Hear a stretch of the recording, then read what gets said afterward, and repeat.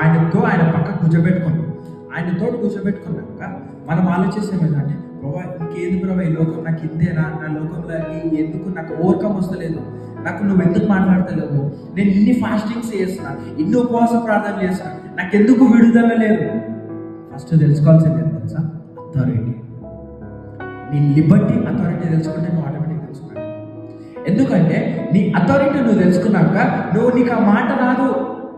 నీకు ఆ మాట ఎందుకు వస్తుందంటే నువ్వు ఇంకా ఏం చేస్తున్నావు అంటే నీ అథారిటీ నీకు తెలియకపోవడం వల్ల నువ్వు అరే నా బతికింతేనా. నిన్ను అంత పెద్ద స్థానంలో కూర్చోబెట్టుకోండి తండ్రి, నిన్ను ఆ స్థానంలో నిలబెట్టుకోండి తండ్రి, నీకు సెట్ ఫ్రీ చేసాడు, అన్నింటిలో నుంచి విడుదలని చేసాడు ఆయన పొందిన దెబ్బలను బట్టి. సో ఆయన ఆత్మతో నింపబడాలి. లిబర్టీ మనం తెలుసుకోవాలి. అథారిటీ తోటి మనం ఈ మూడు, ఒకటి స్పిరిట్ ఆఫ్ లీడింగ్ తోటి ఉండాలి, ఒకటి అథారిటీ తోటి ఉండాలి, ఒకటి లిబర్టీ ఉండాలి.